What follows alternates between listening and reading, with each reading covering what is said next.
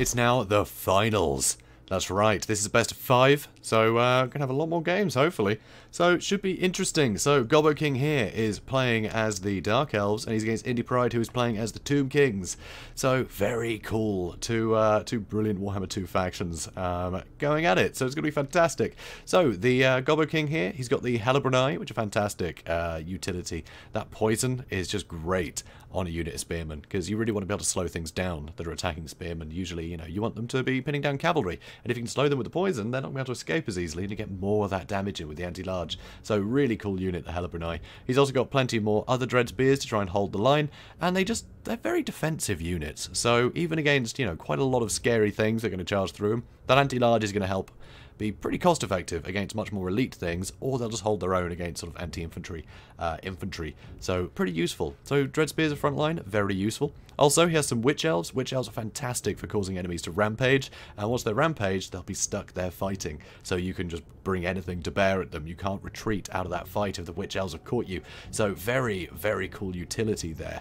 Also, with Malekith on a chariot, it's, you know, large target. It might be a bit fragile there. He's going to be more for killing infantry, though he does have great armor piercing, and he does have very good combat stats, and great spells at his disposal. So if we have a look, he has Gaze of Malice, which is a nice little ability of his. Basically just knocks a load of guys over, does plenty of damage. Also, Soul Stealer is just superb in this matchup. It's really good against single model targets, and Tomb Kings rely a lot on their big, big constructs that you really want to take out. So being able to use Soul Stealer on a big blob of them, if things do end up as a big mosh pit, Soul Stealer can get a lot of value, which means he's going to have to stay spread out, but then he's going to be a bigger target for things like these Cold One chariots and the Dread Knights and Slaanesh's Harvesters, and over here the Knights of the Ebon Claw, which are like Dread Knights, but they don't rampage, which is awesome. So they can take a lot of damage, but you can still pull them out and bring them back in, so a lot more utility out of those. So a lot of very threatening mobile things, and reason not to blob up. So it's going to be hard to play defensively for Indypride here with Malekith on the board. Also, you see here, he's about to fire an ability off, which I want to make sure I catch. But anyway, also, so the Cold One Knights, fantastic. Not anti-large, just anti-armor, which is very useful against the Tomb Kings, all their constructs. And also here you can see Slaanesh's Harvesters. Slaanesh's Harvesters have a lot of great utility. They are really, really fast at 92 speed. Unbelievably quick. Also, they have magic damage, which helps a lot, actually. There's a lot of protective magic that the Tomb Kings can use to add physical resist, so if you can ignore that, that's really useful. But also, they have some free spells. So Word of Pain basically makes it so the enemy can't hit you at all. Minus 44 melee attack is gigantic, so it can basically render a big construct completely useless, which allows you to capitalize. But also, Soul Stealer, and when I missed it, didn't I? So Khalida basically just blew the crap out of all these witch elves, which is superb. So High Queen Khalida there. Good entry from her. But yeah, Soul Stealer on these guys as well, and they will heal up from the damage that they do to the enemy. So having some cavalry that can heal themselves by hurting things is really powerful, and especially when Soul Stealer is going to be such a useful ability in this matchup. So Indypride here, you see he has High Queen Khalida, and he just used his Venom Staff there. What is it called? I've forgotten. Venom Wave? Was that it? No, that's the explosion. What is it? Nope. Venom Staff. It is the Venom Staff. I was right. Yay. So it's the Venom Staff. Brilliant sort of mortar attack that just completely devastated those witch elves, and that's definitely something you want to take out early. So very clever. She's also got really good armor piercing values, so she's pretty useful, High Queen Khalida. So interesting pick. I like it. Also, some Nehekara horsemen, good to have some mobility, but they will be outmatched by the other cavalry, and everything left on the board is either anti-large, or it's going to be nippy and we'll be able to fight it off in melee. So it's a bold move, the Nehekara horseman, but can be useful to have some mobility there. He also has some carrion in the back for jumping on top of any bolt throwers or anything like that may emerge, so carrion, very useful. He also has a lot of Tomb Guard in his front line. These guys, very resilient, they will win out against Dread Spears pretty comfortably, but with all the chariots, it could be rough. It could definitely be rough. The Kepra Guard, they're the Tomb Guard Regiment Renown. They're going to regenerate, much like the Sternsmen do for the Vampire Counts. And the Lich Priest of Death. Death magic is very useful against the Dark Elves, because they can't heal, except with Soul Stealer. So, limited ways to heal. So use something like a Fate of Buna on any of these cavalry, and they're going to really suffer for it. So really cool to see. Also, a ton of Ushabti, so a lot of really strong armor-piercing anti-infantry units here. So these guys would be great at fighting things like Harganeth Executioners, but no, very cheap frontline. It's all the cavalry, so that anti-infantry is going to be wasted on very cheap units, which is very cool. More Nehekara Horsemen back here. He also has a Tomb Scorpion. Tomb Scorpions are pretty useful, actually. Very good for dealing with infantry. But, judging from this, it's mostly geared towards killing infantry. There isn't a lot to deal with cavalry, and unfortunately it's all chariots and cavalry on this side, so it's going to be very difficult. One last unit I want to quickly talk about is the Cold One chariots. So they will rampage if they get too damaged, but they've really got to get bogged down and stuck in, you know, different engagements to be able to do damage that much for them to rampage. And then, you know, they're stuck in that fight until they are completely crushed. But Gobbo is very good with his chariots, and he's just not going to throw them in a fight. That means they're going to get rampaged and caught out, so it's going to be very difficult to catch these guys. Also, they have really brilliant missile damage with armor piercing, so against anything like the Ushabti and the Tomb Scorpion, they can get some really good damage in. So here, Gobbo is trying to get rid of some of the sort of cheaper infantry, so a load of damage on the skeleton warriors, which gives him fewer options to bog things down, which means that his very thin line of just 4 spearmen will be able to bog down most of the enemy for him, if he can wipe out some of the cheaper units here and there. So you see the cavalry are probing, trying to see where to attack, but this cavalry far outclasses it. And without there being a net on the field, Malekith can run straight through the line, and that was a gorgeous charge. Went down the entire line, just knocked over half of them. So here the Ushabti are coming in to try and deal with Malekith. That armor piercing will definitely help do some damage to him. But he's pretty comfortable. He knows that he will have a Soul Stealer or 2 by the end of this game. So he can afford to take a bit of damage because he knows he'll be able to afford to heal up again. And a lot of stuff is blobbing up around him to try and kill him.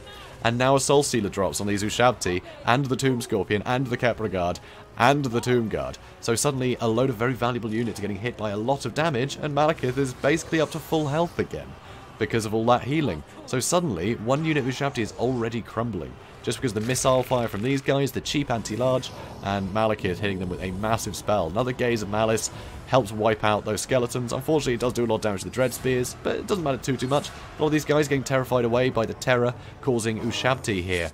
So the Cold One Dread Knights are charging in, trying to get some damage. Nehekara Horsemen are trying to plug up that gap, but they don't have the armor piercing to really deal with the 120 armor of the Knights of the Ebon-Claw. But that Fate of Buna will definitely help whittle them down, and that is a good target to hit with that spell. But the Chariots are having a wonderful time. Not a huge amount of kills yet, but they've done a lot of damage. Here you can see the Helbrunai have actually, with the Witch Elves, have these Ushabti rampaged and pinned here. So they are suffering horribly. Sertius Harvesters charged in here, keeping a lot bogged down, along with the Cold One Dread Knights. So Khalida is in a lot of trouble, all of a sudden. An awful lot of trouble. I think, yep, Spirit Leech on Malekith, but he can heal back through that with another Soul Stealer, so he doesn't have to worry too much about that, honestly. It's very scary. He might have been better to use the Spirit Leech on the Cold One Dread Knights, because it will help kill a few of those models, which is definitely useful. And if you can get them to rampage, they'll be stuck in here, fighting all these units, and that is a good thing. But he can see Sertius Harvesters haven't lost a single model yet. They are having a fine time. I'm not sure if they used their Soul Stealer yet. That might have happened already. Hard to tell. I think they might still have it. But that is Realm of Souls proccing. So whenever Tomb Kings lose units, this fills up, gives them some heals every time it hits one of these blobs. And at the end, you get to summon some more Ushabti. So more Ushabti are coming in with that anti-infantry. They can do well against the Witch Elves. But more anti-larges coming in. And this stuff is going to rampage, which will lower their melee defense, which will make it even easier for the Dread Spears to capitalize. And all the other infantry is breaking over here. These Ushabti are crumbling. And, yeah, a few things rampaging, but it almost doesn't matter that they're rampaged at this point. You know, the Cold One Dread Knights, all he wants to do is have them in this fight, attacking things. He doesn't need to pull them out and cycle charge at this point. He has overwhelming numbers, so he can just let them keep gobbling up infantry. So, absolutely wonderful. Cold One Chariot, neither of them have really taken any damage at all. Not a huge amount of kills. He has basically just been using the missile damage. He hasn't needed to charge them in because he's had control over the battlefield. So Gobbo here is winning very decisively. With this Dark Elf army, he had all the tools to completely tear apart this army by Indypride, unfortunately for Indy. This has been a rough one, definitely a rough one, but Indypride was definitely gearing his army more towards dealing with sort of a heavy infantry line rather than all this cavalry. He just did not have the anti-large to deal with all these units. So another Gaze of Malice over there, not sure why. just for show, I suppose. So, and now everything's disintegrating. That Word of Pain, putting it down to almost 0 melee attack, I believe. And now it's just the Summon Shabti and the Tomb Scorpion left. And they're just going to get run over by everything that is left. So very decisive win there for the Dark Elves. Very decisive indeed. I mean, look at how much health most of these units still have. Malekith took a bit of damage, but he can afford to throw in combat willy-nilly when he knows that he can keep bringing his health back up with his Soul Stealer. So very scary indeed. And that is game. So valiant defeat for Indypride there. So you can see he did make a dent in all that infantry. Because, I mean, that's what he was geared towards handling. But when you look at all the other units, I mean, the Knights of the Ebon did get Fate of Bunod, which is going to hurt tremendously. But his other knights, his other cavalry, his chariots, Malekith, they all basically got out scot-free. They could have carried on fighting, you know, for ages after this. It was rough. That was rough, honestly. Very decisive win for Gobbo King in this first battle, in this first round, in this best of 5. So, very exciting stuff. So, we'll see if Indypride can get the next one back in. You know, make sure he still has a shot here. So, I'll meet you there. And here we are in Game 2, and I'm going to have to be quick here because there's a lot of shenanigans going on right from the start. Gobbo King is playing as Skaven, and he's against Norsca. So here you can see straight away Indypride has been very sneaky with these Marauder Horsemen, placing them right behind the Warp Lightning Cannon, getting some early damage in. So Gobbo is protecting with some Clan Rat Spears. He does have some other Clan Rat Spears knocking around in the back. He has Skrulk leading. Liber Bubonicus is a brilliant direct damage spell that is going to be absolutely deadly at killing characters such as Wulfric. It's going to be very scary. He's also got the Rod of Corruption and can summon a ton of rats to help him fight. Also, he's got some Poison Wind Globadiers that have just fantastic missile damage. Really good anti-large on them. So they can do a ton of work to things like Fimir or Trolls or Mammoths. They can get a lot of work done.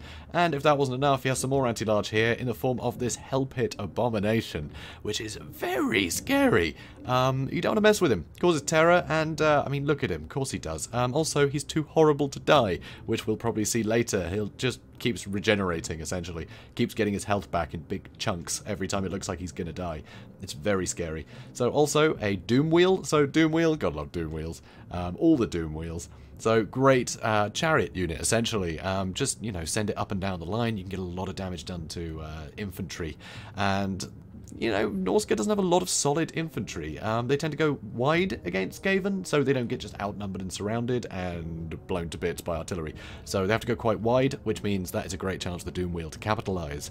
Also, he has some gutter runners with poison and some standard gutter runners. So you only need one with poison, really, because that one can poison something, and the other one's just extra missile damage. They don't both need to be poisoning a unit. You can't poison a unit twice. So you don't have to spend the extra money on poison for both units. But these guys will get a lot of damage into expensive things, such as the Marauder Berserkers that do not have any shields and very little armor. So, also in the front line, you can see there are some Storm Vermin as well as Clan Rat. So the Storm Vermin, their armor will be able to shrug off Berserker damage, but the Clan Rats will not. Not even slightly. So we'll see how this pans out. So more Marauder Horsemen coming in. Already some damage on the Warp Lightning Cannon. Very good to get that early damage in. But he can't really afford to charge in. So those Clan Rat Spears are keeping the cannon going for a lot longer. And that cannon is trying to shoot at this Marauder Ice Wolf's chariot. The chariot will cause havoc on this front line if you can't pin it down. And there's not a lot of mass here. There are no Rat Ogres or anything. So as long as you can keep out of the way of the Hellpit Abomination and the Doom Wheel, these chariots are going to be in a really good way. So you want to shoot them early with artillery, but they are very quick, so it is hard to get on top of them. Also, these Fimir warriors are great weapons, fantastic anti-large, and they sunder armor, and they have magic damage. A lot of Skaven units rely on physical resistance in order to stay alive, so that magic damage will ignore it. The Storm Vermin don't rely on that, they rely on armor, but you can sunder the armor as well. So Fimir warriors' great weapons are really useful, and with that anti-large, if they catch hold of anything like the Doom Wheel or the Hellpit Abomination, they will be able to do so much damage to it. It'll be very frightening indeed. Also, Wulfric, also on a chariot, so more chariot play to get rid of this Skaven infantry, and there's a mixed front line of Marauders, Marauder Champions, Spearmen, and Berserkers, so very mixed front line here. Very interesting to see. And there are further chariots on the other side. Also, he has a Fimir Balefiend, so same great bonuses, you know, with the magic damage and the armor sundering as the rest of the Fimir. But he's a spellcaster, and Law of Shadows is very nice in any matchup, so very formidable. So, speeding things up, you can see the Warp Lightning Cannon has already taken a ton of damage. And that is very frightening. So a lot of hassle in the back line, and these cannons need to start getting some damage in. And so far, they haven't managed to hit the Ice Wolves chariot once. Indypride just keeps moving it out of the way. And yeah, another shot comes in, another miss.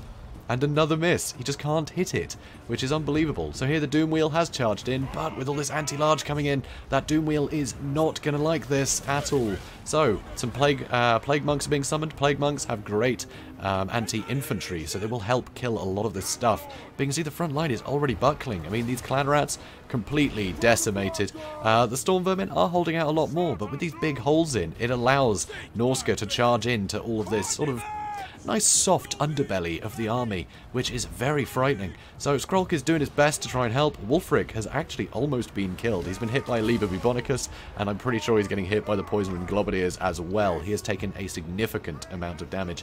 And now, the chariots are still getting shot at, and the chariots have actually lost a lot of health all of a sudden. They have been very hurt while they got bogged down. And here you can see the Doom Wheel and the Hell Pit Abomination trying to kill these Marauder champions, which isn't necessarily the best use of the Hell Pit with all this large stuff, but all this large stuff is great at dealing with the Hell Pit, so he can't really risk it, and he can't catch the chariots, so he just has to kill what he can. So at least that armor piercing will do a lot to the champions, but other than that, it's looking a bit iffy. So here, the Plague Monks trying to get in here and do some work. Skrolk trying to stop these guys from running forward, but they're all surging in. Here, though, it looks like the Gutter Runners have managed to catch out these Marauder Horsemen. The other Marauder Horsemen have managed to get on top of the Warp Lightning Cannon, but now all these Shurikens are being thrown at it, and it's not going to last long, surrounded by all of these cheap spears and all of this missile damage.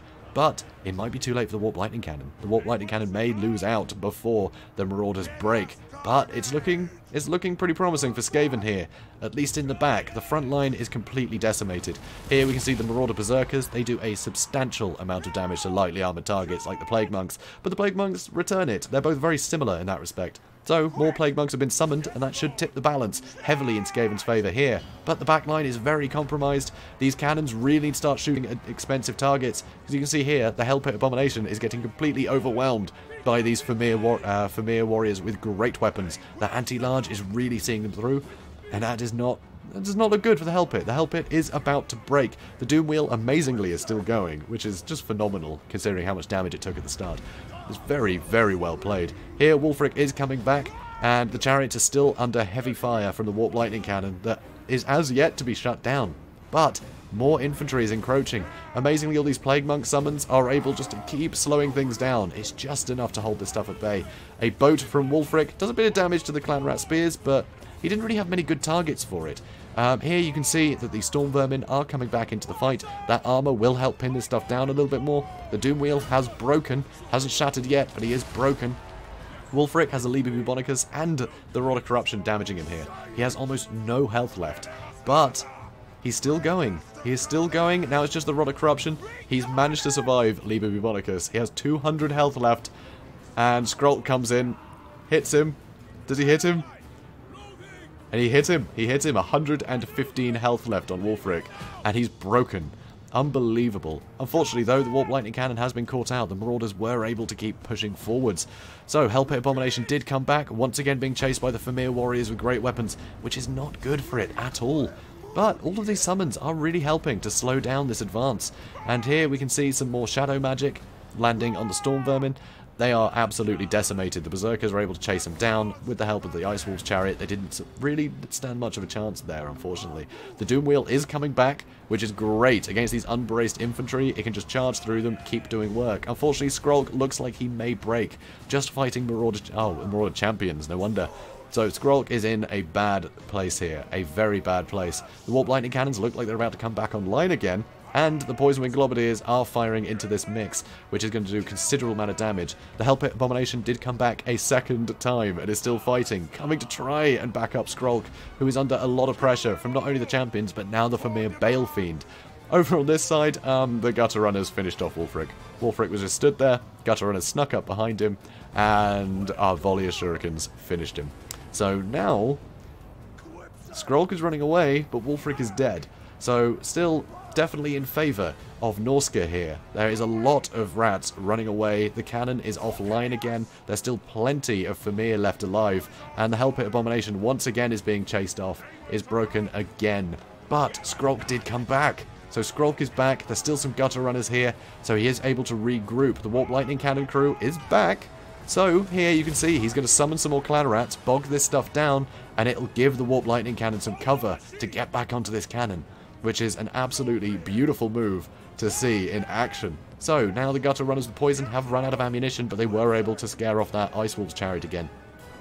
Over here, the Famir, they actually doubled back on themselves to finish off some of that infantry, rather than pushing the advantage.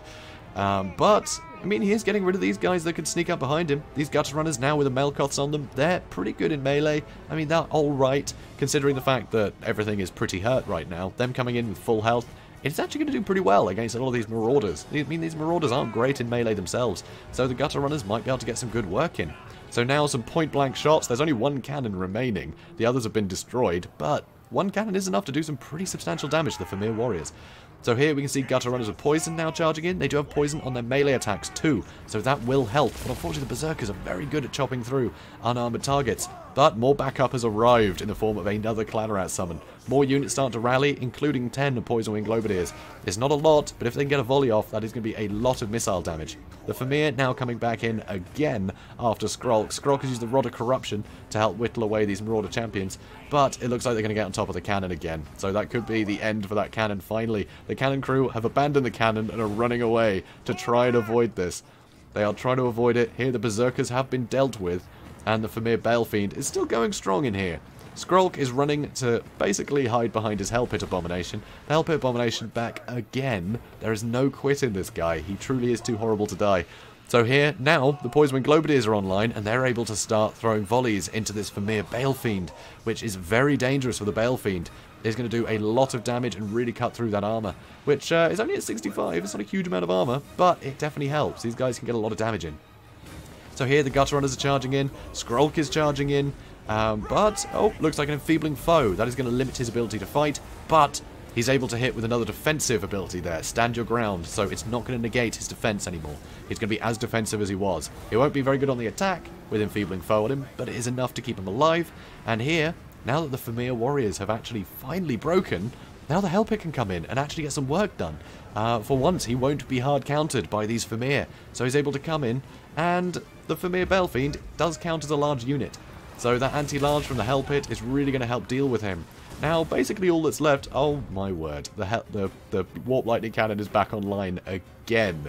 It managed to survive and come back. So now it can just fire at these units as they're coming back. Skrulk, he's happy as anything. He has his whole army with him. He's regrouped, and Norsca is really lacking the strength now. The balance of power has swung back in favour of the Gobbo King, despite being in the favour of Norsca for pretty much the entire fight.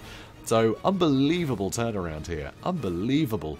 So the Famir Balefiend is just getting killed to bits. He can't escape this blob. And with only the Marauders left, army losses will trigger. So there we have it. Valiant defeat. So another unbelievable win for Gobbo King there. Unbelievable turnaround.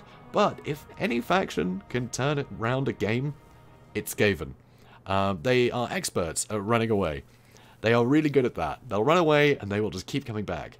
And every single time they're coming from all different angles. You can get all these surrounds. All these rat summons can help just bog things down, get in the way, just be a real nuisance. The cannons just keep coming back online. The Doom Wheel, he refuses to go anywhere. And Hell Pit, too horrible to die. You have to chase him off the battlefield. You have to chase him down with something, or he will just come back and fight you again and again and again. And a unit that valuable, you really want to chase off. But unfortunately for Indypride here, the best tool for that was the Marauder Horsemen. They could have got some great damage in from range to whittle it down, and once it had broken, they could have chased it off. But they were too preoccupied trying to shut down the Warp Lightning Cannon, which was definitely an important target to get rid of. But they all got killed in that charge. You know, he tried to go all in to shut those units down, and unfortunately it cost them their lives. And it meant they weren't useful later to chase down those Skaven units. And if you can't chase down Skaven units, they will come back, because they break at the drop of a hat. So they rarely lose all that many models before they come back. You know, their leadership will break long before a lot of them are killed. So you have to fight them all over again. And unless you can chase them down, they're going to keep doing that. And unfortunately, the best tools for doing so got shut down pretty quickly, including one of the Marauder Ice Wolves chariot. The other one, though, did hold on for a long, long time. Did rack up 70 kills, but these units would have all been fantastic for chasing down those Skaven units that were fleeing. And he just couldn't do that. Although the Vermeer Warriors performed brilliantly, kept shutting down those big targets time and time again. Eventually, just from that atrocious fight, Norsca just got worn down. They just got worn down. And just unbelievable turnaround. Very impressive. So that is now 2-0 to the Gobbo King. So Gobbo has a heck of a lead right now. One more win, and that is the best of 5. Done. So, yeah, Indypride's got a lot to play for right now. If he loses this next one, that's it. That's it. He's out. So it's going to be tense. Going to be a tense fight. And once again, I will meet you there. And here it is. Game 3. This is tense. This is definitely tense. Indypride has a lot to play for here, but I think fortune is favouring him slightly here. So he's gone with vampire counts. He's against the Lizardmen, and I think vampire counts have a bit of an advantage here. So we're going to see. It's not going to be the Skeleton Warriors that really tip it over the edge here, but he's got a pretty good build for dealing with the lizards. So Skeleton Warriors, they do have shields and they are cheap, so they can, you know, take some skirmisher fire rather nicely. Good for the front line. But he also has plenty of Graveguard and Graveguard with great weapons and the Sternsmen. So the great weapons, great armor piercing for dealing with the dinosaurs, but also, he can deal with the infantry pretty well with the Graveguard. With all the healing that the vampire counts can do, they can more than withstand an assault from Saurus warriors. So it could be pretty tense. So pretty formidable. The Sternsmen, they regenerate on their own, which is pretty impressive. So they're going to hold out for a heck of a long time. So very good back line here. Very formidable. Why I say back line, front line. And he has some Fellbats. So the Fellbats are going to be good for chasing things down. Things like Skink Chiefs can be a real nightmare on Pterodons for just chasing around. You know, things like, you know, Lords and Terrorgeists. You can just keep out of the way with the Pterodon. You can outrun a lot of things, so just having some Fellbats just to throw at them is really good.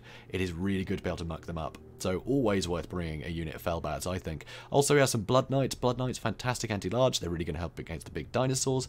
But also, there's not a huge amount of anti-large for the sort of front line. There's no cheap Spearman unit for the Lizardmen. There's some very elite Halberds and some sort of middle ground Saurus Spearmen for that anti-large. But generally, they don't have to worry too much. They can charge into a lot of other infantry and get a lot of good damage in with that charge bonus. So the Blood Knights have a lot of utility here. And that anti-large, of course, will help them out against bigger targets. The Red Duke has unbelievable weapon strength, huge amount of armor piercing, and he can make it even higher using the Potion of Strength. And sure, some things might be able to shrug off the damage, you know, high melee defense and all that, but he also has Elsif, which will not only slow down units, but lower their melee defense a ton. So it'll allow him to register with all that damage that he's got. So very scary indeed. He can also raise dead. He's got Van Hel's Dance Macabre to add more melee attack to his units and increase their speed. And he has Invocation of Heck, which is a must. You've got to be able to, you know, heal up your guys. Also, the Terrorgeist, great anti-large and armor piercing, and poison as well, so really good for hunting down big dinos. And both of these flying units, they can hop down, do some damage, and if suddenly the Lizardmen react with a load of anti-large or, you know, just sheer numbers, they can get out of there. They can just fly up back into the sky and attack somewhere else. So very good tactical superiority with these. Also, some more Fellbats. Now, Gobbo here, he's got a pretty cool build. So he's got plenty of skink skirmishers. So a lot of chameleon... Well, actually, sorry, it's one chameleon skink, 2 skirmishers. These guys will be able to get a fair bit of damage into lightly armoured targets. And even just harass Terrorgeists and things, they can get a lot of damage in, especially with the poison on the chameleon skinks. It's pretty useful. He also has a load of these Temple Guards. So 2 units of Temple Guard are very, very tough to deal with. If a Terrorgeist lands amongst them, the Temple Guard's going to get a lot of damage in. But with all those breath attacks, they're going to be pretty vulnerable to that kind of thing. Also, we have Saurus Spears. So like I said, they don't have a lot of very cheap Spearman units, so all this anti-large is costly. But he's got some. He also has some standard Saurus Warriors to try and get through the flak very quickly. Also, you can see he has a Skink Priest of Heavens. Wind Blast is great for dealing with things like Graveguard. Graveguard have got some armor, but not a lot. So even just a standard cast of Wind Blast can just knock over a whole unit and basically take half its health off, which will really help in getting those units to crumble. He also has Harmonic Convergence, which is a nice little spell. Let's take a quick look at it. So this spell quite cheap, 6, but it's kind of like the reverse of Enfeebling Foe. So it'll actually add melee attack and defense to units, and that makes them pretty formidable. So cast that on basically anything that's in a dueling scenario, and it'll give the same advantage as Enfeebling Foe would do if you cast that on the enemy. So it's pretty nice to have. Also, you can see he has a Bastiladon with a Revivification Crystal. With all these elite units, you want more healing, and he has it with a Bastiladon. He also has a Ancient Stegodon, and these guys have got great missile attacks. It's just hundreds of darts fly out everywhere, do a ton of damage. You can see 699 missile damage. But it's not very good armor piercing, but it is a lot. So you're not going to be able to negate all of it, and it does do poison. And, if that's not enough, it is just a big stompy dinosaur, so you get that into melee against a load of infantry, and they will be flattened with that anti-infantry bonus. It's just great mass. You can just charge into any formation, and it'll send things flying. So, lovely. Also, some more Saurus Warriors in the back, and it is Kroq-Gar leading them. Kroq-Gar, beautiful, beautiful Lord choice for this. He is super deadly. Great speed, great mass, he can escape a lot of engagements if he wants to, and with all the healing on the board, he'll be able to stay fighting for a long time with his armor piercing and anti-large, so that is going to hurt. So, speeding things up, we're going to see what happens. So, straight away, the Red Duke had actually been hit by the, what's it called, the Hand of the Gods, I believe, by Kroq-Gar. Nice missile attack that he gets for free, which is very nice. So, well, free in terms of Winds of Magic cost, not expense. You still have to pay for it. Anyway. So, Terrorgeist getting shot at a little bit by the skirmishers, and that damage will start to add up, which is rather nice. And there's no Mortis engine, so healing is going to be slightly less readily available for the vampire counts in this matchup. You can see all these skirmishers are getting a lot of damage into a very expensive unit, and it is really helping control the battlefield here. Here you can see the Saurus Warriors, they're more than happy to charge into the Skeleton Warriors to start dealing with them. The Spearmen too, you know, it's not too bad. They just have better combat stats than the Skeleton Warriors do. Although I say that, quite low melee attack at the moment. Oh, it's gone up a bit. It's all good. So, yeah, Terrorgeist having to flee a bit. The Ancient Stegodon getting some good missile damage into these units. And now it looks like he's going to have to start moving in, because he's getting a bit surrounded here, honestly. But it might help him to keep sort of tight formation. He can react to threats a lot quicker. With all these flying units able to probe wherever he wants, he wants to keep quite tight. Obviously, breath attacks can be a problem. Beautiful Wind Blast there. Does a lot of damage to the Graveguard and to the Skeleton Warriors, so it's very nice. Really helps the Spearmen out. But keeping tight is kind of useful if there's nothing like a Mortis engine that can have that AoE damage. So keeping everything quite secure here, it's not a bad idea. So here you can see the Revivification Crystal is actually getting stuck into melee. He does have pretty good weapon strength and an anti-infantry bonus, so he's pretty commendable in melee. So he can certainly help deal damage to these guys. So that's nice. It should help the Temple Guard weather this storm, because Temple Guard don't want to be fighting a load of Graveguard with great weapons for long, to be honest. The Graveguard with great weapons, they have the anti-infantry bonus that the normal Graveguard do, but also a huge amount of armor piercing. So that's exactly what you need for dealing with Temple Guard. Another brilliant Wind Blast does a ton of damage to the Sternsman, and it was enough to crumble that other unit of skeletons. So very good spell there. And here, unfortunately, the Saurus Warriors have been surrounded by the Blood Knights, and they are taking a lot of damage and now broken. That means that Kroq-Gar is kind of on his own here. Beautiful Hand of the Gods there, doing another big chunk of damage. Wasn't the best hit, but it definitely helped. So over here, the Ancient Stegodon, the Ancient Stegodon's over here, getting stuck in with these zombies. The Bastiladon, he is about to be attacked, but he's doing okay here. He is helping the Temple Guard out. Revivification Crystal has been used on the Temple Guards to try and help withstand this damage. But the Bastiladon should not be fighting these kind of units for long. It is not ideal. He needs to get support here quickly. But it looks like a lot of the flanks here, a lot of this infantry from the vampire count is starting to struggle. Another Wind Blast doing a lot of damage to these Graveguard, but it seemed to hit its own units slightly too. So here the Bastiladon is struggling. And the Blood Knights have charged in the back, managed to go straight through all of these skirmishers, which is not good. You really want that perpetual fire from the skirmishers to start whittling down these big units. So here the Ancient Stegodon is charging in. He does have such great weapon strength, and a pretty good charge bonus at 70. So he's still going to register some hits on these units, even though he's more for killing infantry. Even with all those missiles hitting, he will do a lot of damage. They are very formidable and very expensive, the Ancient Stegodons. So by no means a pushover. But it's still not great. The Revivification Crystal has been saved, though. A Cold Blood has been used on him to try and keep his health up, because he's going to have healing for a lot longer, which is nice. You want to keep him going to the end of the fight. Really, you want to keep him going, you know, for the whole thing. Get as many heals off as you can with him, because you got to wait for him to recharge, so you can't just put them all out before he dies. No, it takes time for them to replenish. So here, Kroq-Gar did actually take a lot of damage in that engagement, fighting the Red Duke and the Terrorgeist, and they've been healed up a huge amount by Invocation of the Heck. So here the Ancient Stegodon is trying to keep the Red Duke busy, and he is actually doing a fair bit of damage. Unfortunately, the Temple Guard just couldn't weather all this. These Grave Guard with great weapons have done a tremendous job in dealing with a very elite unit. Brilliant counter for Temple Guard in those units. So very scary indeed. So Kroq-Gar has used the swiftness of Itzel to try and get his speed up, because Elsif is keeping it down. Revivification Crystal trying to keep his health up too. But the amount of damage he's taking, he's going to be hitting his healing cap soon, which is very dangerous. So here, still getting hit by a lot. That Elsif just putting his melee defense down to 0. He can't avoid getting hit here. And now zombies are being summoned to try and bog this stuff down, so it'll be easier to chase him, because it'll be harder for the other infantry to try and back him up if they're busy fighting zombies. So it's looking very tough indeed. Over here, the Ancient Stegodon still just stuck fighting stuff over here when he needs to come to support Kroq-Gar.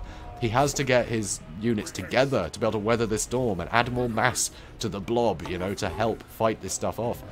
And yeah, he needs to almost use him like a chariot. Just attack one unit of infantry, then the next, and just have him run around and knock things over. I think that's the way he needs to play it. Because the infantry is slowly winning out here. There's just too much anti-infantry in here dealing with all the Temple Guards. And the Temple Guards are the best solution for all the Red Duke and the Terrorgeist nonsense. So it's looking really rough. Kroq-Gar just cannot withstand this. With two things constantly chasing him down that are built especially for hunting something like Kroq-Gar, it's just too much for him. It's just too much. He can never get healed up enough to be safe again, to be in combat for any prolonged amount of time. So he's having to just keep running him away while his other units try and pick up the flak. But it looks like Indypride might have this. The balance of power is far in his favour. And now the Blood Knights, they're still going. They've just been charging what they like all day. Nothing much to slop them, really. Yeah, Kroq-Gar's in a lot of trouble here. He's in a lot of trouble.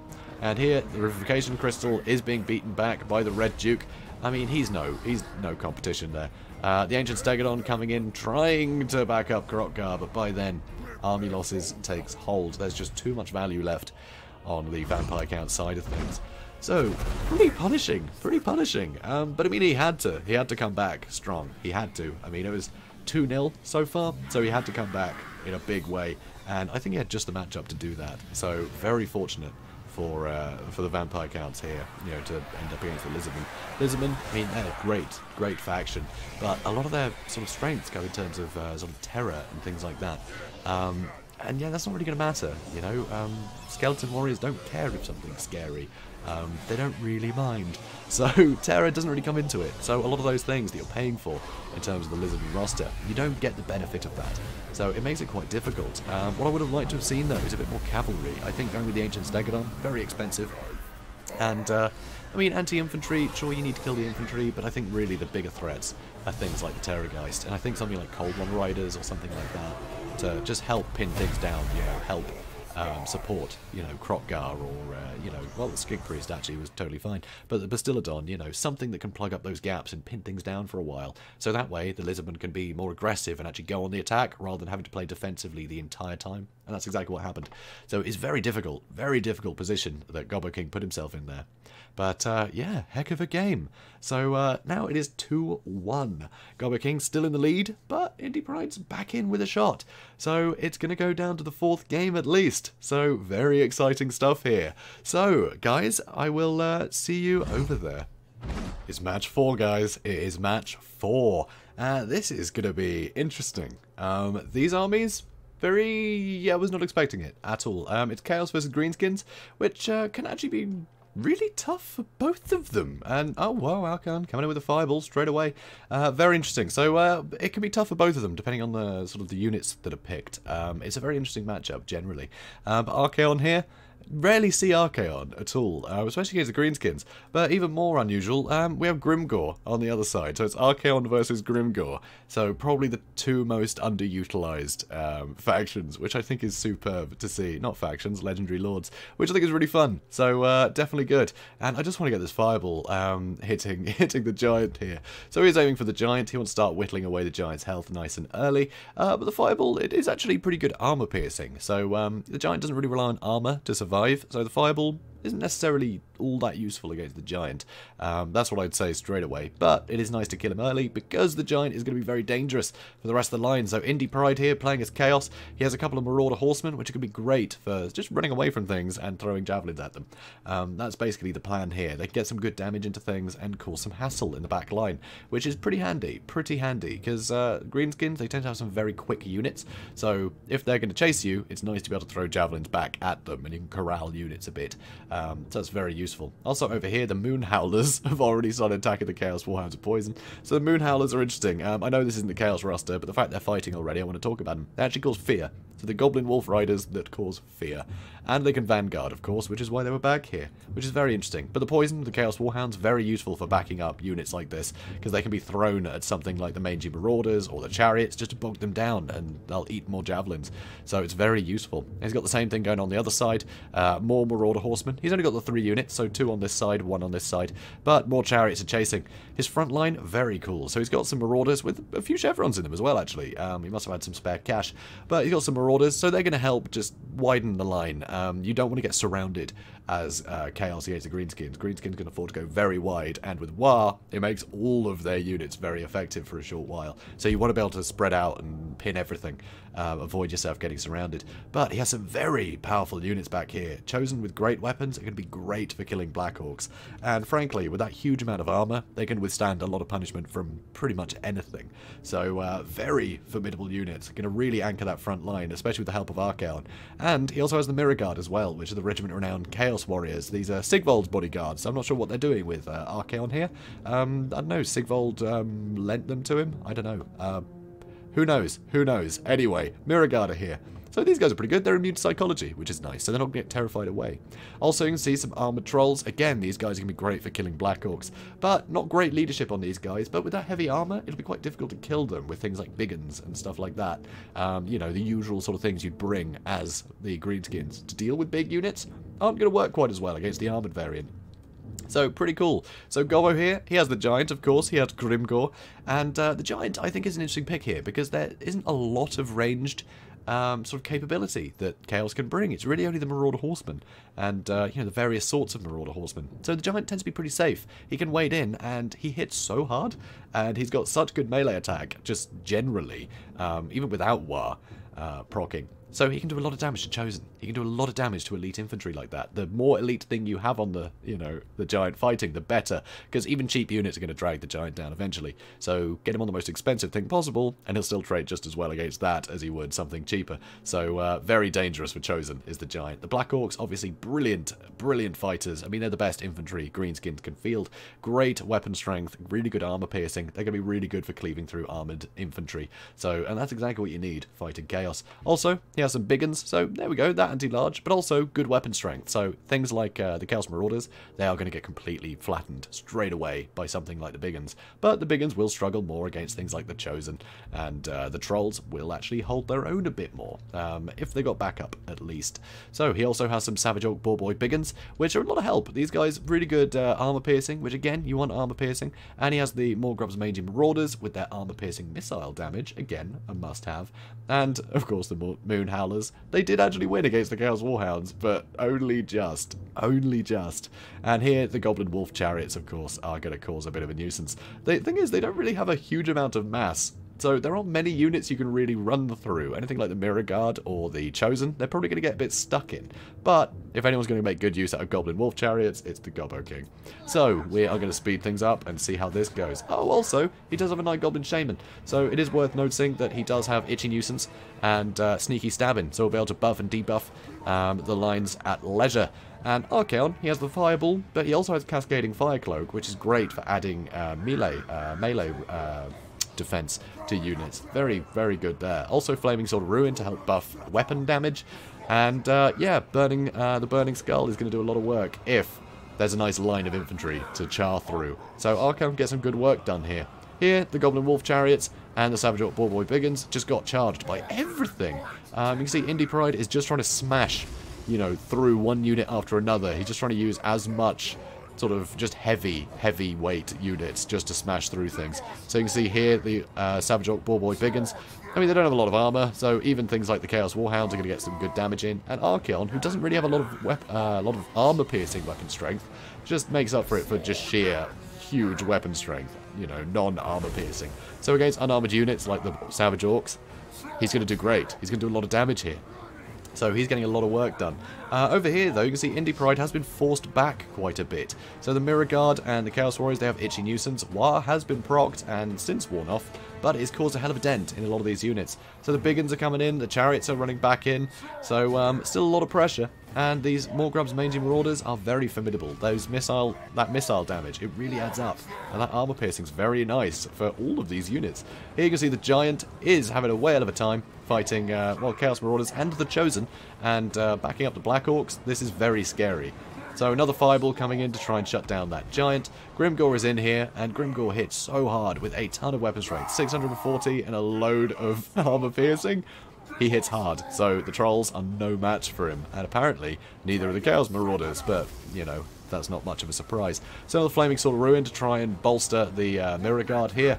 But things are looking a bit iffy. More Chosen coming in to try and deal with the Black Orcs. Nice rear charge. If I hold spacebar, you can see that the Black Orcs completely sandwiched. And that is not good for the Orcs here. So that is very tough. But the Giant is doing so much damage to these Chosen. It's very scary. Moonhowler's running in, trying to catch out these Marauder Horsemen. And it looks like they're doing a fine job doing that too. So, Trolls are back. They do regenerate. So, once they are brought back in, they got more health again. That's something you just got to keep dealing with. It's very frustrating fighting Trolls. They'll run away, but they keep coming back, healed up. It's frustrating. But anyway, Grimgore, he's been ignored for the most part. Archaon's come over here because, of course, he doesn't have the armor piercing, but you don't need it against the Giant. So with his buffs, Slayer of Kings, here we go. There we go. 926 weapon strength on Archaon right now. And he doesn't need that armor piercing, you know? It doesn't need to be armor piercing damage to hurt the Giant. So he is absolutely going to melt this Giant! And this is absolutely superb. This is great use of Archaon. Just, he can hit so hard, but not really through armor, which is the weird thing about Archaon. But just that insane, insane weapon strength. Especially with all the buffs he's using, and spells as well to back him up. It's very scary. That Giant did not stand a chance. So, yeah, maybe it would have been better to charge Archaon in earlier to try and deal with the Giant, because that is definitely a good way to deal with him. And here, more Black Orcs coming in, still very strong. Grimgore barely taken any damage, and the Night Goblin Shaman still there in support. But Marauder Horsemen are actually doing a lot of damage to things on the periphery here, and there are a lot of Trolls left on the field. The Mirror Guard are back, so things aren't necessarily decided yet, that's for sure. Yep, so more Marauders being chased down and killed. Marauder Horsemen still being allowed to live. I'm amazed they haven't been chased down yet. But they will be eventually. They will be eventually. I'm sure that's all part of Gobbo's plan. So here, Archaon is trying to chase them down a bit. The Chosen with great weapons are going to hold off pretty well. They're going to be able to hold off these units rather well, I think. But Black Orcs do have great armor piercing, and they are pretty formidable. If Gobbo can get another War going, it will help a tremendous amount. And here you can see, unfortunately, the Moonhowlers have finally shattered. And where did the... Oh, they charged into melee. They'd run out of ammunition. So without the Morgrub's Mangy Marauders being able to fire, yeah, they had to charge in. And War was procced just after a lot of things had broken. So unfortunately, these Black Orcs that would have really benefited from the War, now they're broken. They can't. So now it's just Grimgore fighting in here. Oh, and the Shaman. They're the only ones getting the benefit of the War. And under all of this unbelievable weapon strength, you know, all this armor piercing from the Chosen, the Trolls, suddenly Grimgore is under a lot of pressure, and the balance of power is heavily leaning towards Indypride now. Heavily. So, Grimgore is still fighting, though. Maybe Grimgore will have this. Yeah, if anyone can do it, it's Grimgore. Yeah, everyone knows he's overpowered. So, here he is, he's trying his best. But, as you can see, there's too much sort of mobile forces still at Chaos' disposal that Indypride is able just to chase down all these units and stop them coming back to help out Grimgore. So, he's on his own in here. He is on his own. He's absolutely on his own in this. So, not ideal. Shaman being chased away. And it's at this point, Archaon looks like he's coming for Grimgore, and the Chosen are running away.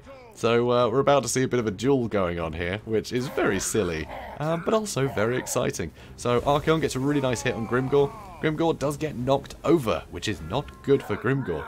And Archaon's able to... Okay, apparently he's just going for a little trip. So more missile damage coming in, which is very, very sneaky. Not very honourable there, but I guess he is fighting a Greenskin, so what do you expect? So here you can see sneaky stabbing has been used on Grimgore. The Shaman did come back. So suddenly a lot more weapon strength is really going to help deal with Archaon. But at this point it looks like army losses is triggering. So Grimgore can't actually sit and fight for long. So that's a bit of a pity. Poor Grimgore. Aww. I know, it sounds like I'm biased. I always just want to see Grimgore win. He doesn't win much. Bless him. So it was a pity. It was a pity he couldn't win that duel. Because everyone knows that Grimgore is the best. So, you know. But that does mean that it will go to a 5th game, which is always tremendously exciting. I'm not sure what Gobbo King was thinking bringing Grimgore. I think he just wanted to be a man of the people. And he almost pulled it out. So, you know, fair play to him. So, Indypride here, he was able to get the victory. But the Chosen, I think, they're just so hard to kill, honestly. They are very, very difficult to kill. I think with something like Rusty Arrows, maybe just a Goblin firing squad, it could have really helped. I think Gobbo needed more range there. So, you know, to help deal with units like this. But, yeah, just going straight into them with Black Orcs. I mean, they're going to trade pretty evenly, so it's not ideal, really. You want to get the advantage. You know, things like the War and the Rusty Arrows to really mess up your opponents. You've got to be sneaky with the Greenskins at the end of the day. But, I mean, definitely a man of the people. I mean, Goblin, Wolf Chariots, Moon Howlers. When do you ever see Moon Howlers? So, yeah, I'm not sure what Gobbo was thinking here, but he was definitely going for a fun army, and it made for a very fun fight. So, it was a lot of fun. Have I said fun? I think I said fun. Anyway, so guys, this will now go to the 5th game in this best of 5. It is 2-all in this series. So, yeah, we're going to see who's crowned in the next battle. That will be the decider. So, stick around for that. Okay, guys, this is it. The 5th and final game in this tournament to see who is crowned, whatever we're crowning people, I'm not even sure, honestly, the winner, I suppose. So here you can see, it is the High Elves against the Beastmen. Somehow the Beastmen got onto Ulthuan, I'm not sure how they got here, by boat, maybe, who knows. But either way, it's Gobbo King's job to get rid of them. And of course, the Beastmen aren't going to go without a fight. So, we have Alarielle in the sky. So, Alarielle, very formidable unit. I love this woman. She is fantastic. On an eagle, almost impossible to catch. I mean, there's nothing that's going to be able to deal with her in the Beastmen front line, you know. They can stop her from landing, you know, they can pin her down if she tries to, you know, sort of get involved in the fight. But just trying to deal with her outside of combat is so difficult. Trying to chase her down on that eagle is impossible. So here you see she's got the shield stone of Isha, which is going to help give physical resistance to anything nearby. She's got fast protection, which gives armor and melee defense buffs to everybody. It's a fantastic spell. I love that one. Earthblood for healing. Arcane Conduit for more spells in general, Stave of Avalon, way more recharge rate, so absolutely superb, and it basically removes her miscast chance so she can overcast spells without any problem, and the Star of Avalon, which is a huge, huge heal, for a big cone of healing comes down and heals everyone up a ton. She only got 2 uses of it, but it is free. So that is gigantic, especially when you've got some elite units. And let's see, where are they? There are definitely some elite units hidden in here. Yep, here they are. The Fireborns. The Fireborn, great charge bonus, great anti-large, fantastic combat stats, and with all the support from Alarielle, they can get a lot of work done. Things like Centaurs tend to be a bit of a problem for the High Elves. You know, anything sort of mobile that can surround this stuff tend to be a problem. But the Fireborn just have such good stats, they can withstand that kind of thing with very little support. So Fireborn, very formidable with that anti-large. Just if they can get a charge off on anything, they can wipe out a unit very fast. Also, we can see a load of Spearmen to help sort of pad out the lines. Some Loathen Sea Guard, of course, if they get charged by things like Centaurs, they can defend themselves a bit. They have spears, which is really good. And just all that non-AP missile damage is all you need against the Beastmen. Beastmen don't tend to be packing a lot of armor, especially on their more troublesome units. Obviously, the Bestigors tend to be fairly heavily armored, but there's some good armor piercing in the front line with the White Lions, and the Noble is on a chariot. So that chariot is going to put in a lot of work killing infantry. So the Pure Main Company as well, they have Guardian, so they can be able to protect Alarielle even more. So while she's protecting them, they'll protect her. Rather nice. So here you can see some Centaurs with throwing axes are trying to get some damage into Alarielle, who is bobbing and weaving to try and avoid it. So Indypride also has another unit over there and another unit over here. I think Sentinels and Throwing Axes are superb in this matchup. Anything like Dragon Princes or Fireborn, if they're trying to chase you down, just run away from them. Sentinels are quicker, and those armor-piercing missile axes that they throw, really good at whittling away a lot of armored units like you know, Dragon Princes. So very good unit. I really like them, but they're gonna have to watch out for all the archers, because Loathe and Seaguard will be able to get a load of damage into these guys if they're caught out. Here you can see the Eye of Morslide as the Regiment of Renowned Cygor. Not only is he gigantic and scary, he also has this little ability, the Warp Gaze. So for 12 seconds he can pin something in place, which is very nice. Really helps other units capitalize, or it just helps him get some more shots in, you know, with this massive chunk of amber that he throws at people.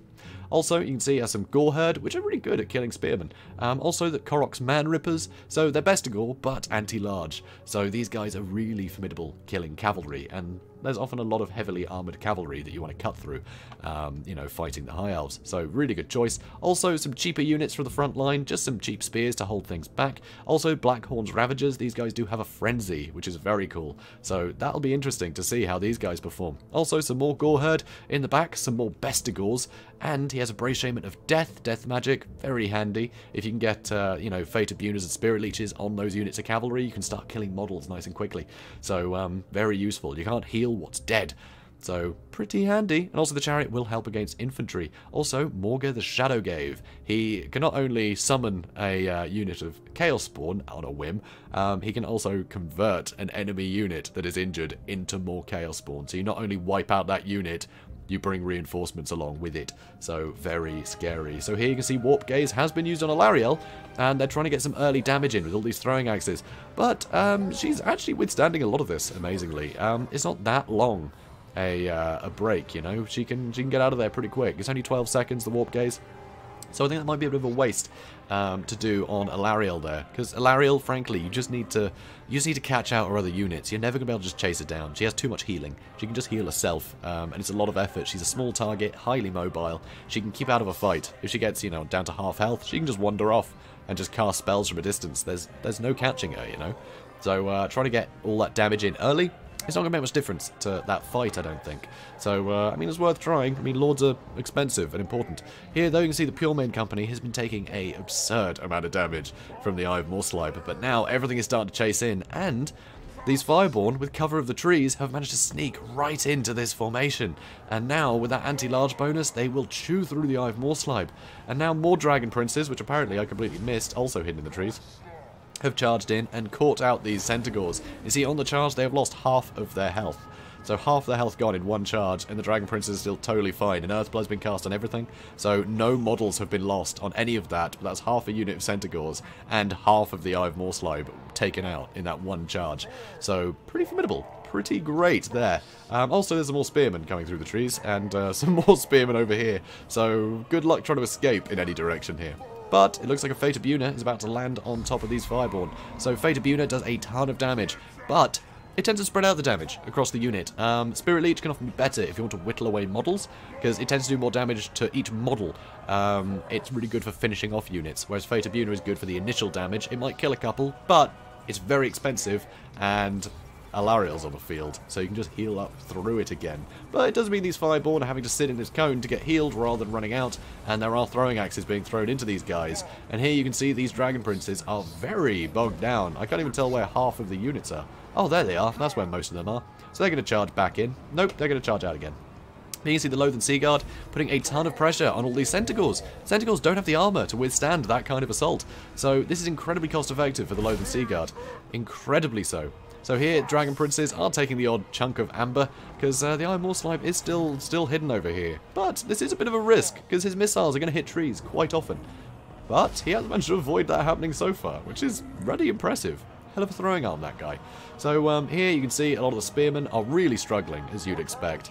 The Deathcaster is in here trying to do some work. The Chaos Spawn, honestly, this is good for the spearmen. This is pretty cost effective. The Chaos Spawn aren't really going to be able to hold out against a spearman for long. They can do some good damage, but they don't have a lot of armor, and they're fighting anti-large units. So this is pretty cost effective for the spearmen, honestly. But whatever got turned into those Chaos Spawn, that's a shame to have lost that. So here you can see the White Lions are actually holding out pretty well. I mean, These guys, the Pure Main Company, they've barely taken any damage since they had the rocks, you know, thrown at them at the start. So here, Centaur's trying to find a way in, but they're being screened by the Fireborn, which actually is a nice target for them. But it means the Loathed Sea Guard can just keep firing. These Dragon Princes have taken a lot of damage, they've been a lot of sustained combat with not only Morgur, but the Bestigor herd. So things are a bit dire actually for those Dragon Princes, but considering how much infantry there's left, and considering that Alarielle is still totally healthy, as is the Noble, and about to be healthier, another Earthblood on the whole group, it's tough. It's going to be tough to finish these guys, and he's really running out of Centaurs. Indypride really needs this armor piercing from the Centaurs to help deal with all this cavalry. I mean, none of his infantry can really deal with such elite cavalry as the Fireborn or the Dragon Princes, so it makes it incredibly difficult. And he has nothing left to pin down that Noble either. All that's left is really infantry. He has some Chaos Spawn, but, I mean, a Chaos Spawn really going to cinch that? It's hard to tell. Well, it's not hard to tell. The anti-large from the Fireborn is just going to cleave straight through them. It's pretty brutal. Also here, the Brave Shaman is trying to retreat. The Cygor is trying to get back into the fight, but he's being chased by Spearmen, which is a very cheap way to pin him down. Here, though, we see another Spirit Leech, but another massive heal is going down on these guys, and it's going to keep... Ooh, no, they are still losing models. Spirit Leech is killing them fast they can heal, because it looks like they have lost that. They got out of the cone, which is a bit of a pity, so they did lose out on that healing. Corax Man Rippers, very good units, but it looks like a lot of the other units are being caught out here. And still plenty of fire from the Loathed Sea Guard coming in. Fireborn, they're just biding their time. There are some units coming back in, but very, very injured. It's not going to take long to break them a second time. Or even third. I think they've only broken them once. Anyway, more Gore Herd coming back, so there's plenty of infantry coming back. But the Eye of Morrslibe is being dragged down by all of these units, all this cheap anti-large, and, you know, the really just great stats of the Noble, the Dragon Princes in here. Morgur, he's pretty happy right now. You know, he's not really having too bad a time, but it's only a matter of time before they do start getting some good work into him, and he can't fight the whole army himself. He's just going to get cycle charged by all this cavalry that's remaining. You can see there's still plenty left, despite Indypride's best efforts to whittle them down. It's just very difficult to get over the amount of healing that Alarielle can conjure. It is definitely tough. It is definitely tough. I think Alarielle is the perfect choice in this matchup, because, yeah, Beastmen are great on the charge, but if you can just heal through it, or just buff melee defense a huge amount, then you're not going to get that shock damage you need, and then you're going to be stuck in a prolonged engagement, and that is not what Beastmen are good at. Beastmen are really good for just hitting things hard and wiping them out. But if suddenly something gets in the way of you being able to do that, you can't survive. You know, you can't play an atrocious battle as the Beastmen. It's all about wiping things out quickly, and Alarielle just completely stops you from being able to do that, with all of that healing and fast protection giving massive, massive buffs to melee defense. It's really tough. It is really tough. And armor as well. Not a lot of AP, you know, for the Beastman line there either. So, very rough. And that is it for Morgur, who is just being swarmed by everything. And that is a valiant defeat for Indypride. Came down to the final game, but that is a win for the Gobbo King. Gobbo King has won yet another tournament. So, not only is he the original ever-chosen tournament winner, he's now whatever this is. Yeah, I know. I'm sure we have a name for it. I don't know. Anyway, so absolutely superbly played by both players here. I think the Beastmen definitely had a rough time in this engagement. I think Gobbo King just had all the right tools to deal with Beastmen. And Indypride did go slightly unconventional, I think. I think going with the Eye of Morrslibe was a risky pick. I mean, you can get a lot of damage in, but generally, the only expensive things you want to bring as the High Elves against the Beastmen tend to be very mobile units, such as, you know, the Dragon Princes. And it's very hard to hit them with a big rock, so suddenly you're not really getting your value out of the Eye of Morrslibe or any Cygor. But a lot of people do tend to bring sort of elite forces of High Elves, you know, a lot of Swordmasters or Phoenix Guard, and honestly, you don't really need to do that. It's all about the cavalry. All the cavalry play is key, I think, in this matchup, and Gobbo took advantage of that a huge amount, as well as having just a ton of arrows to bring to bear against all the lightly armoured units that were going to do a lot of damage. I mean, the Centaurs with throwing axes, they are a massive threat to Dragon Princes, so being able to just kill them at range, or just scare them away from the targets that you want to keep safe, that's all you need. And trying to charge into the Loathed Sea Guard with them to try and take them out and carry on, you just can't do that. You just can't kill them, you know, in a cost-effective manner. So Loathed Sea Guard, I think, were really, really important in this fight, or else these Centaurs could have just stayed on top of the Dragon Princes and eventually just wiped them out. So it's pretty impressive, pretty great fight, and it's been a great series. So I hope you guys really enjoyed it. I think we're going to go to the outro bit now. So yeah, we'll see you in that bit. Okay, so here we are with the Gobbo King. We're gonna have a little chat to him and see what he thought of this this championship. So Gobbo, you've just been crowned the champion charioteer. How does it feel? It feels pretty good. It feels like I was ever chosen to be the ever chosen tier. I mean, it sounded better in my head. Yeah, honestly. yeah. It really did. I mean, I see what you were trying to do. It's fine. Don't worry about it. I mean, you know, it's your prerogative. You're the champion. You can say what you like. So that final game, High Elves versus Beastmen. I mean, do you think that the Beastmen have a shot in that matchup? I do. I think. I mean, the High Elves have the advantage. I think of like heavy cav and possibly some units. Beastmen. You know, their main strength is that out of all the factions, I would say them and Wood Elves are probably the most mobile, and they really rely upon shock troops and just hitting fast and early. So I think he went with an odd strategy, but otherwise, yeah, I think the Beastmen can do well in that matchup. So we also had another fantastically close match with Skaven versus Norsca that looked like you were going to lose after about 5 minutes. You just kept coming back. Oh yeah, it was well, that's all schemes. It's all that was all part of the plan. Just you gotta build your opponent's hopes up so you can crush them. If there's no hopes, then you can't do it. But I think one of the problems is that he didn't have enough fast stuff to chase down my units. Oh yeah. When they broke, because Skaven, if you go back, and you watch the replay, like the Hell Pit Abomination, the Gutter Runners, they all broke, and I think the Warp Lightning Cannon crew like rallied like 3 times, and got back on the cannons.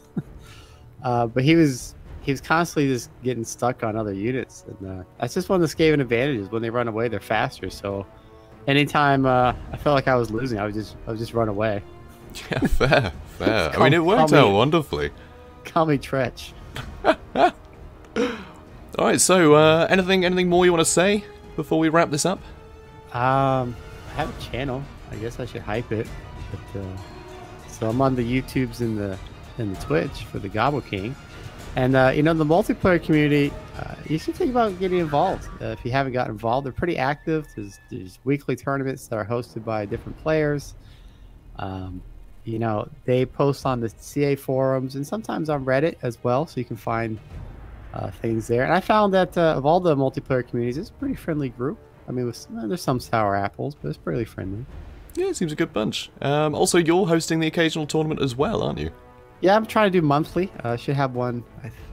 I haven't finalized the details, but probably around September 28th or so, whatever that weekend is. Sounds great. So yeah, hopefully we'll see some of you there. So yeah, congratulations once again. And I guess it's time to wrap this up. I guess jag out. Jag out. Catch you later, man. Bye.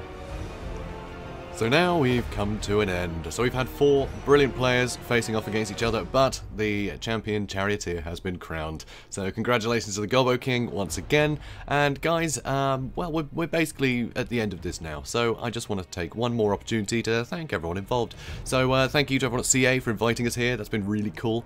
It's been really good to be able to show off all these battles to you guys. And also, big thank you to all of our competitors. So Lawmaster of Sotek can be found on both Twitch and YouTube. Go to YouTube if you want to see all of his lore videos. They are very good. He knows his stuff. Also, Indypride of Milk and Cookies Total War, our runner-up charioteer. That's a terrible title, really. It sounds ridiculous, but anyway, he's that probably. So go check him out on YouTube. And also, John Torn of Total Brohammer. He can be found on YouTube as Total Brohammer, so be sure to check that out. Gobbo King can be found on Twitch and YouTube. So, yeah, I think that about sums it up.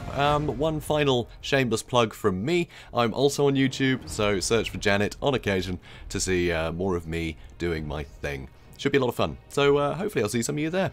Yeah, I think that's that. So guys, if you enjoyed this, yeah, please follow Total War Official for more of this stuff. Hopefully we'll be getting involved more in the future. Should be a lot of fun. So yeah, thanks guys. Thank you. Everyone who's been in chatting. It's been great chatting to you all. And yeah, thanks for watching. Have a good day, guys.